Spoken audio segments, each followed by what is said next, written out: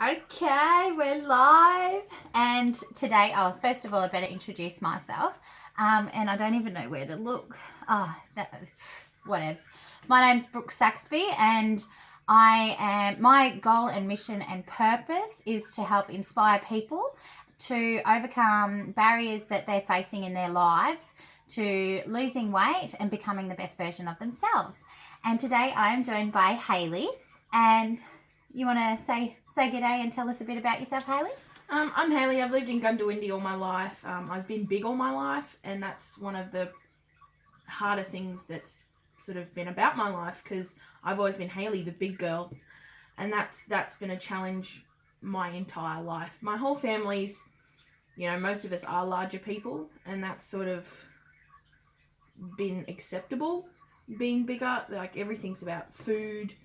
Every time we go somewhere, it's, we put on a feast, and we've got food here at the moment too. Everywhere we go, birthdays, it's always a celebration, a massive big food, and everything's about food, which I guess is most families are like that. But yeah, it's just been the thing in your life. In life.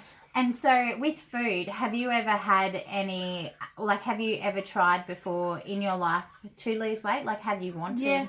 I think grade 11, before graduation, I joined up to the, I think it was Healthy Habits or something like that Nathan Gore and Care Gundawindi ran. Yeah. My mother and I signed up for that, and we did that for 12 months before graduation. And I lost maybe 10 kilos. And then after that, I sort of, you finish school and then start a full-time job. And at that point, I was working at McDonald's full-time.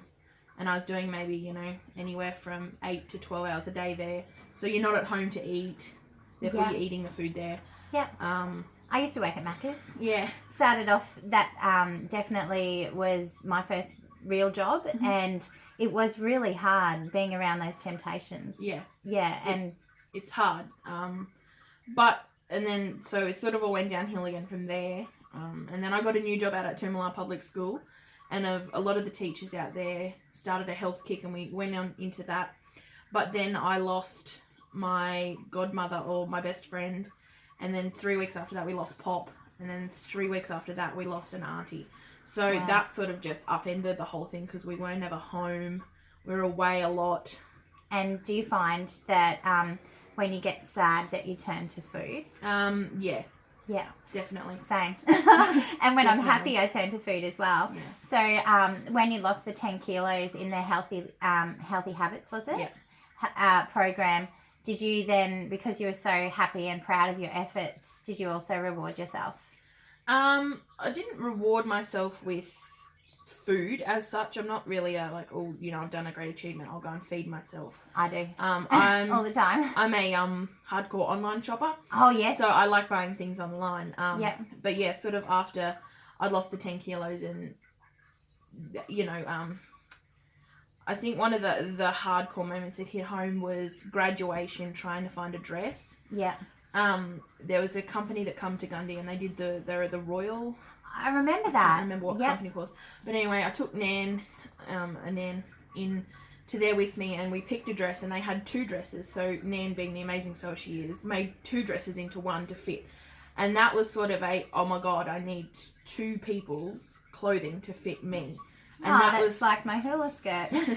That was one of the harder things that I've had to deal with. And then, graduation, you get all dressed up and you look all pretty. And then a family member told me I looked like a hot air balloon. So that hurt. Wowzers. So yeah, I loved it when I got asked if I was pregnant. That was always a good one. Never ever ask anybody if they're pregnant. If you don't know, just tell them they look great and they're glowing. If they then tell you that they're pregnant, then that's okay. Yeah. Now, what do you think gave your family member the thought in their head that calling you a hot air balloon was a positive thing? I have no idea, because I didn't take it positively. Would you take it positively? No. So that was hard.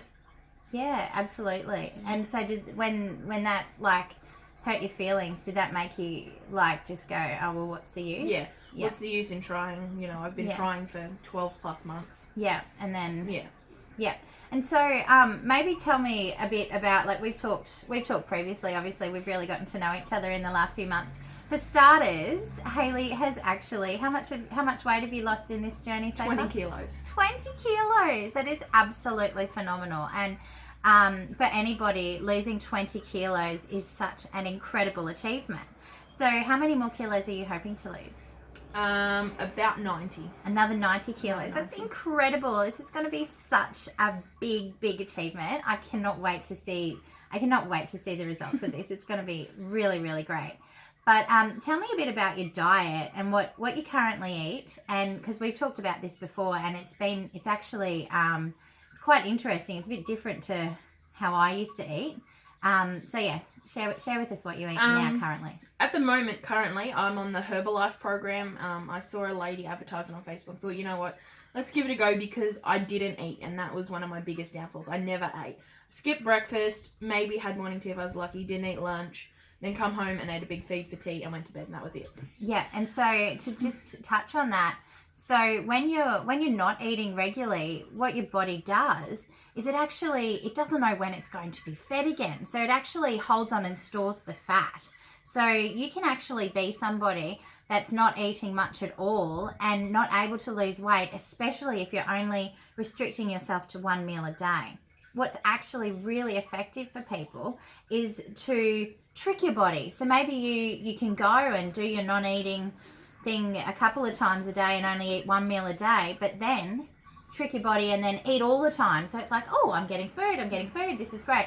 And that actually tricks your body and then helps you to lose weight. Surprisingly, you can actually eat more to lose weight. Yeah. So tell me some of the things, like now you're actually eating a really great healthy program and trying to find, we were talking about the best alternatives to your favourite foods. Yeah. And this is where we really get along well, because I'm all about that too. Like, I'm always looking for the best option for my favourites, like nachos and things like that, and finding the healthy choices. Tell me what you used to eat, like maybe at school, like what your daily habits were. So when I went to school, I'd get up in the morning and I wouldn't eat breakfast. I'd go to school, and at lunch, depending on what I was doing, I'd have a sausage roll and a chocolate milk. And milk is still struggling with my biggest downfall. I'm a potty calf. I love milk. So You're not a potty calf. Instead of eating, I drink like a 750ml iced coffee or a chocolate milk. That'd fill me up and I'd be fine. I'd keep going. And that's coffee. That's that's one of the worst things. And then, you know, I'd have that for lunch, and then I'd go home, and at 5 o'clock I'd be like, oh my god, I'm so hungry, because you haven't eaten all day. And then I'd just make a sandwich, and then I'd eat this, and I'd eat that. And Mum would go, oh, do you want dinner? I'd be like, no, because I'm full. And then I'd just go to bed, and that'd be the end of my eating. Yeah. And so growing up, did you find that there were any restrictions to the food that you would eat? Or maybe with your upbringing, like it was regular visits to Macca's, to places, like takeaway fast food? Not really. I mean, Mum's great. She's a really good cook too. So we don't really eat out a lot. I mean, we'd had Chinese here and there, and then we'd go to Macca's. But I think me working at Macca's for 6 years, being there so much and not having the self-restraint to go, you don't need it, take your own lunch, and all that sort of stuff. Yeah, it was just there. It's convenient, and you could just, you know, you're on your break. Let's have a chicken burger, or let's have a Big Mac, or whatever you wanted to eat. Yeah. And it's so convenient. I used to struggle too. When they told us that we weren't allowed to eat whilst working, I was like, what? Yeah. What, I can't snack on the chips? But something that I used to do when I was there, I used to take in my own tin of tuna, and I'd make my own fillet of fish. So it was the steam bun, and it was still the tartare sauce, but I put tuna on instead of the fish. Yeah. And that was me being healthy at Macca's. But and I used to make a cheeseburger without cheese, and I'd get them to add lettuce and tomato, and that was how I sort of tried to overcome it. But it's so hard because foods like that, they actually have something in them. I reckon they've got something in them that actually makes you want to eat them more. And I find whenever I eat bad food, I just want more of it. And I don't know, do you find that there's any social stigma around you being overweight and eating at Macca's and things like that affect you as well? Oh god, yeah. You know, you can walk into a fast food place anywhere. It doesn't have to be McDonald's, anywhere. Like, even you can line up in a restaurant at, like, one of the buffet tables, and you can just look, you just see people looking at you like, oh my God, like, look at the size of this woman. There's going to be no food left for anybody else. When the actual fact is that you don't actually eat very much food. No. And it's quite possibly because over so long. So pretty much all your life you haven't had breakfast? When I was little, I used to, but yeah, sort of, you know, midway through primary school and up. Yeah, you're just like, no. And that's quite possibly what has started making you gain weight, because you haven't been having the regular food and your body's like, I don't know when I'm going to get fed, so I'm not sure if I better store this fat. And so your journey now, so how long ago did you start this journey to losing the 20 kilos? I think, what are we in now, September? July? Started July? Started July, so July, August, September. So today's the 24th? 24th of September. So we're like 12 weeks. 12 weeks in, pretty much. Yep. Yeah. All of September, pretty much, nearly 12 weeks. That is amazing. That's like 2 kilos a week. Yep. Oh my God. That is so good. And losing any more is actually not that good for you, but at the same time, like, I suppose I'm going to pause it here just because I'm looking at the time and it's nearly running out. It only likes 15-minute videos and we're at 11:25.